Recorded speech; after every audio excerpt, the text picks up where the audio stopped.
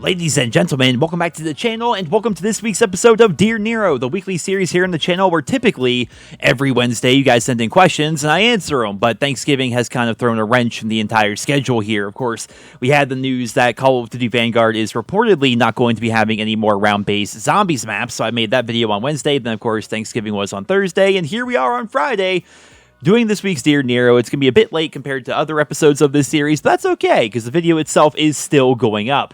Typically, we start these episodes off with a bit of a health update, bit of a personal update, and things have been going pretty well as of lately, although something has changed. So, once I hit 60 days doing my 10,000 steps a day thing, I've cut that basically in half.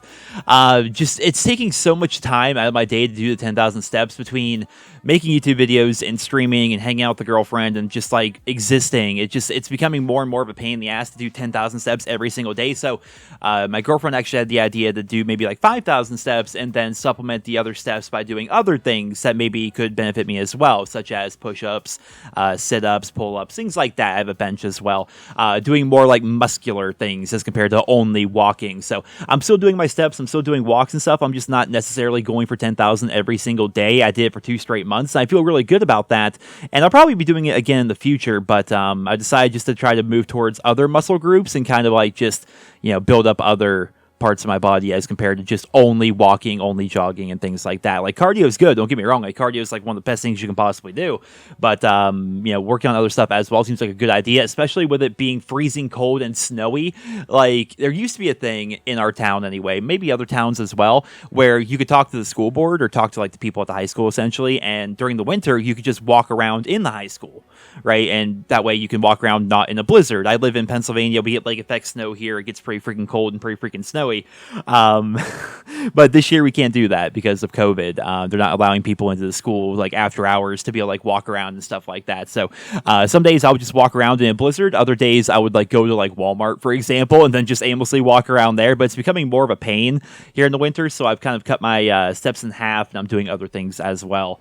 But other than that, things have been going pretty well. Still sober, obviously. There's actually a question. I'm not answering it in this episode, but I guess I'll kind of mention it right here. People ask, like, do you think you'll ever drink again? Do you think that, if you go somewhere and people there are drinking, or do you see advertisements for drinking, does that bother you? And the answer is no.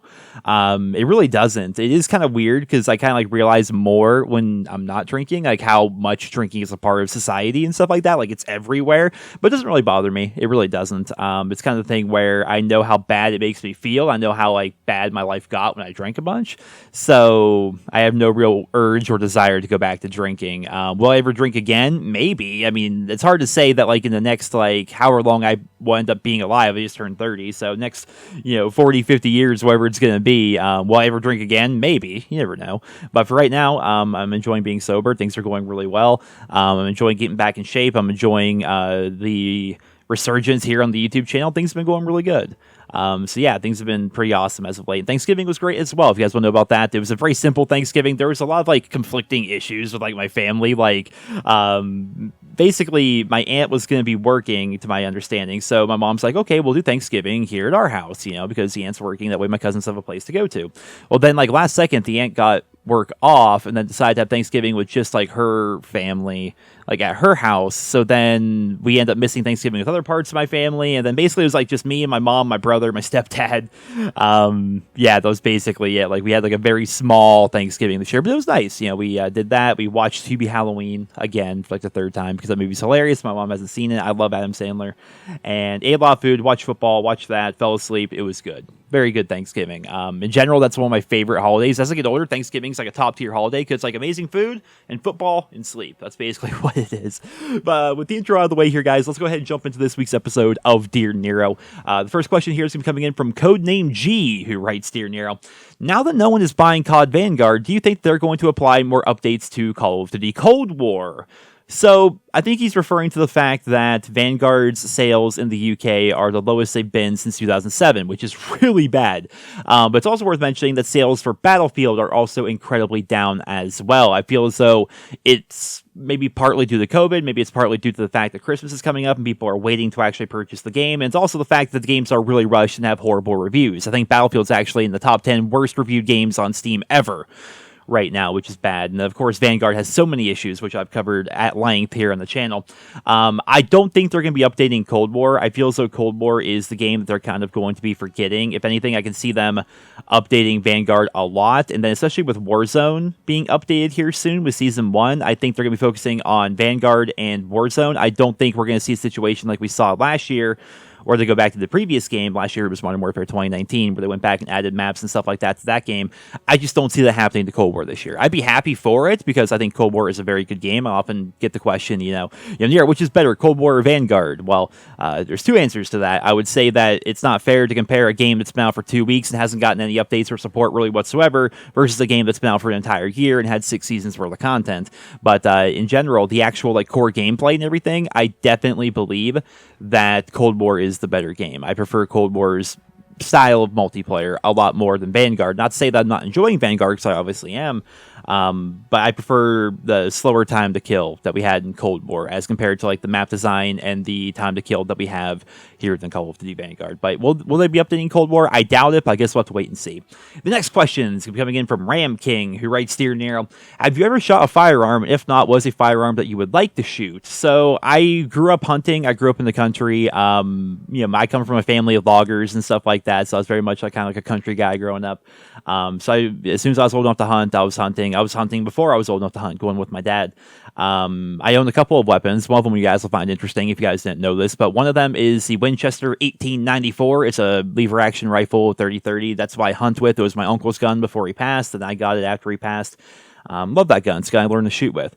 And the other gun I own is actually a Mosin Nagant, the 3-line rifle that you guys see here in Vanguard. I own that gun in real life. It literally, right there on the gun itself, it says 1943 engraved on it. It's got the hammer and sickle. It's got everything, man. It's really fun. It came with a bayonet even.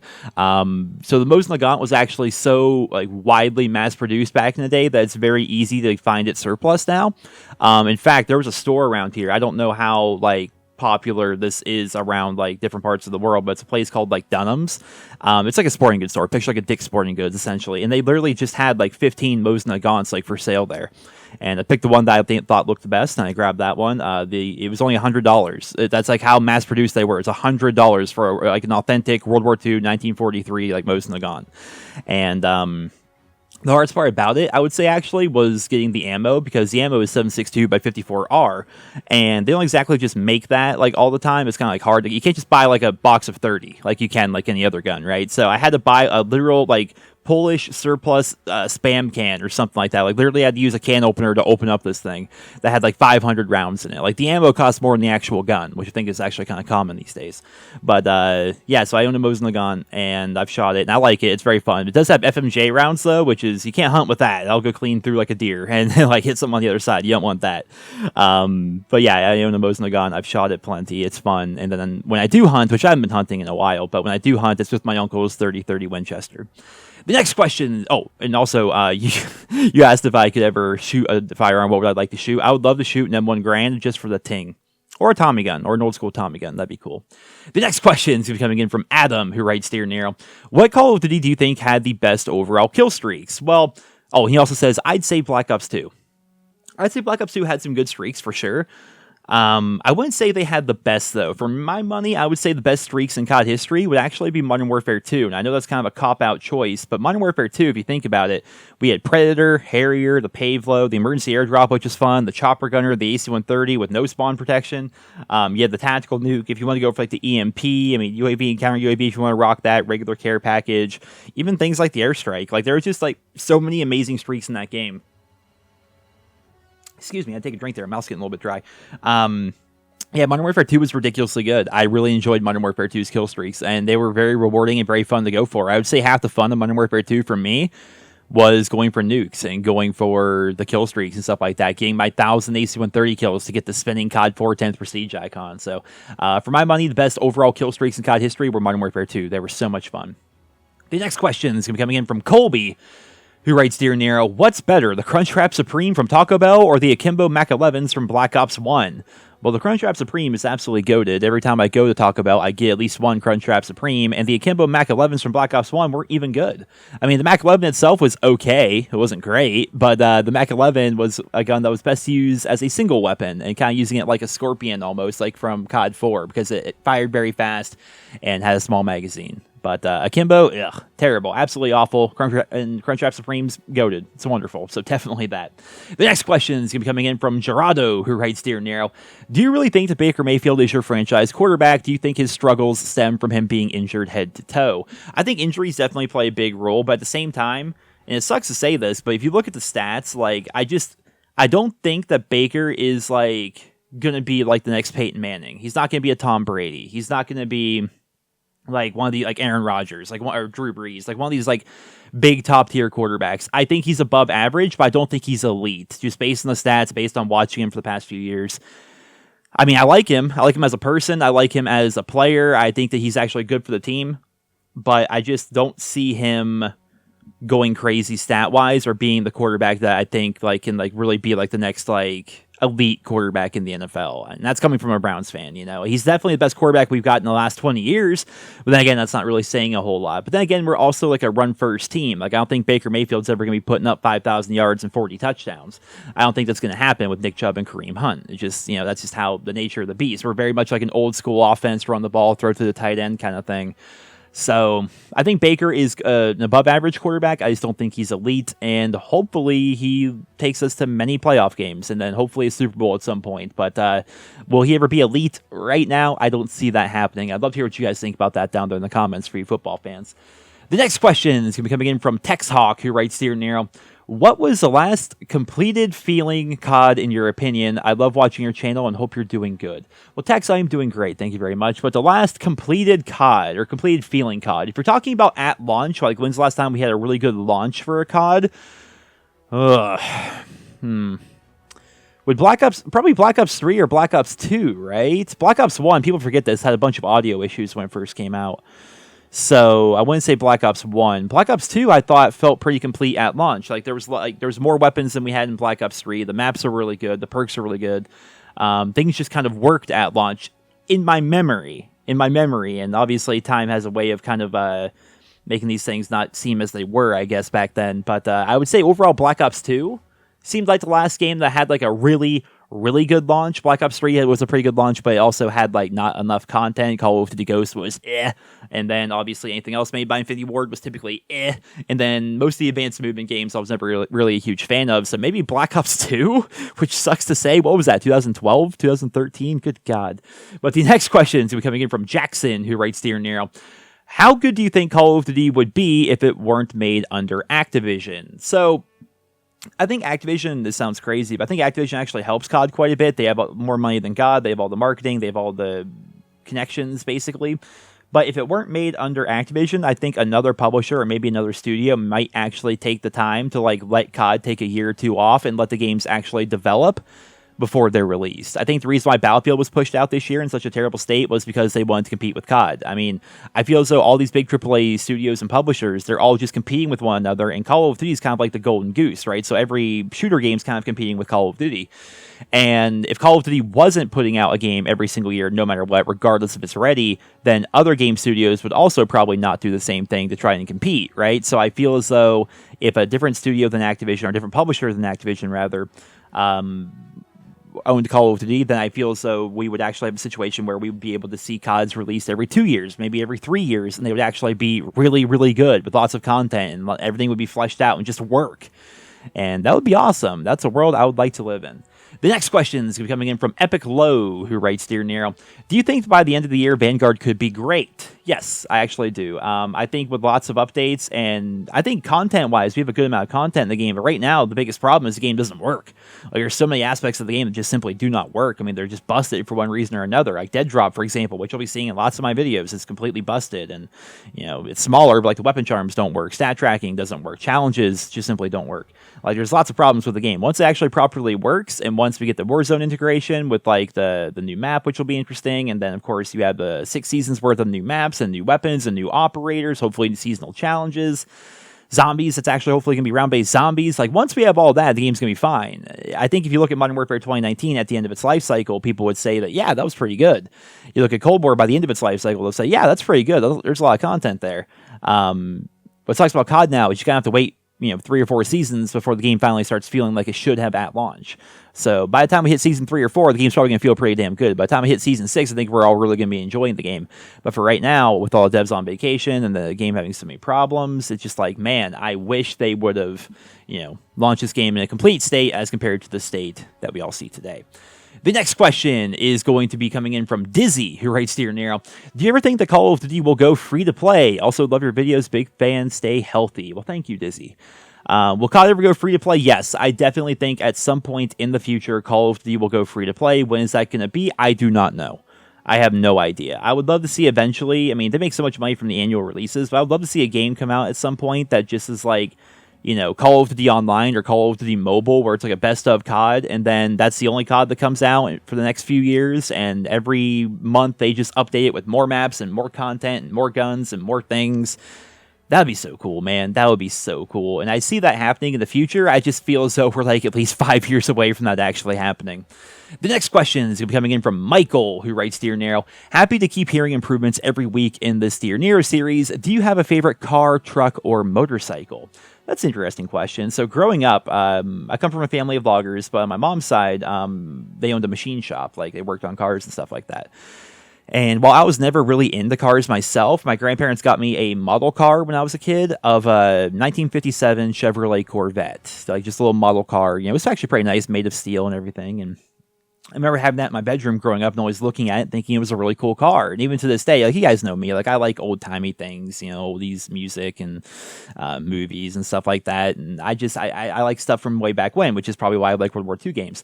And so a 57 Chevrolet Corvette is a really sleek-looking car. It's very Fallout-esque almost even. I think it looks really cool. And that would be, like, the dream car, I'd say, because I'm not really in the cars. Like, I'm not looking in the new Corvettes or anything like that, the new Mustangs. I just don't care about newer vehicles, really. But that car, I grew up looking at it thinking it was really neat, and it's just a little toy model or whatever, but I always thought it was really cool, and so that would be the dream car.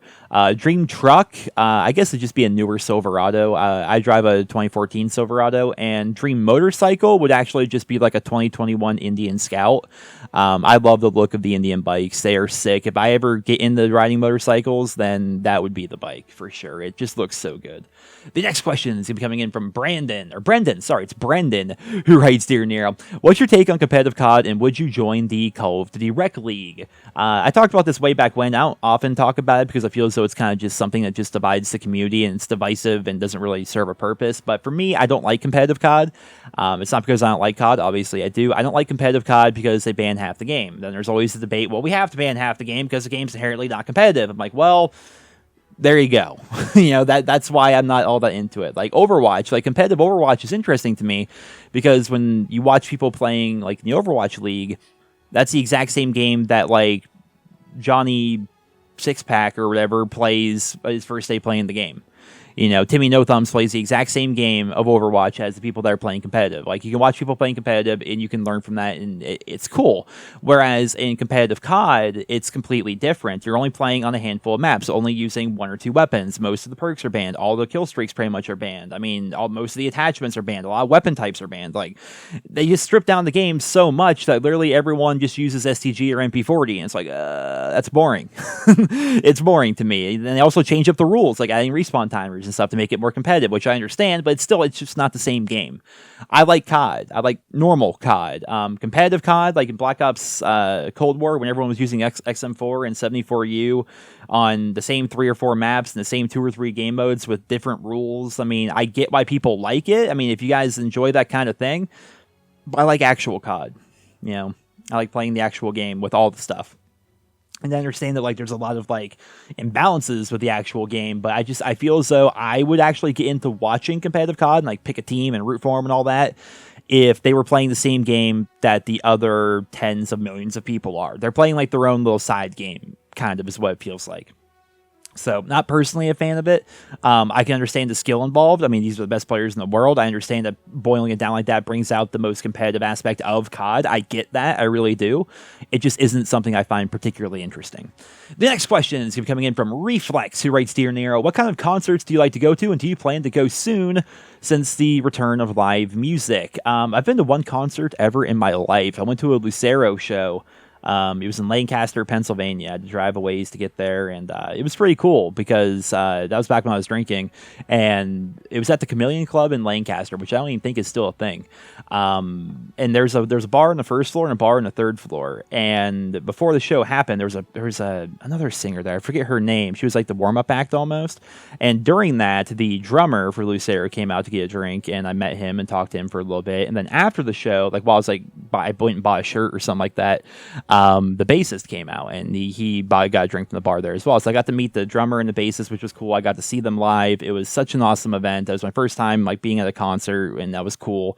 It was just awesome. I really liked it. Will I be going to more in the future? It just depends. I don't like to travel too far.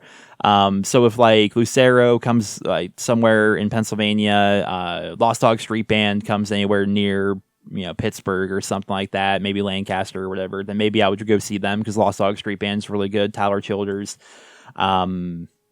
But yeah, I'm not going to travel too far for concerts and stuff like that, just because I like them. I think they're fun, but I don't want to drive 5 hours, stay in the hotel, drive 5 hours back to go see a show, essentially, when you can kind of like watch things. You can watch shows online, a lot of them anyway. So I like to do that kind of thing. But yeah, that was the one concert I ever went to. It was Lucero. It was really good. Yeah, it was awesome to see. It's almost surreal when you see, listen to people's music for so long, then you finally see them in person, even talk to them in person. It's kind of crazy. Felt really cool. But the next and final question for this week's episode of Dear Nero, ladies and gentlemen, is coming in from Tom. Interesting question here. He writes, who are your favorite non-Call of Duty YouTubers to watch? So if I'm not watching COD, I'm usually watching games-related stuff still. He doesn't really do WoW anymore, really, but Preach Gaming, I've watched for World of Warcraft stuff forever because he's so ridiculously good. Asmongold, obviously, for WoW as well. And then when it comes to Fallout, I really like Oxhorn and Shoddycast, although Shoddycast and the storyteller stuff hasn't really been around for a while. So, yeah, so I'd go Asmongold and Preach, then Oxhorn and Shoddycast and stuff like that for Fallout stuff. Basically, WoW and Fallout. Those are my other big games I really enjoy.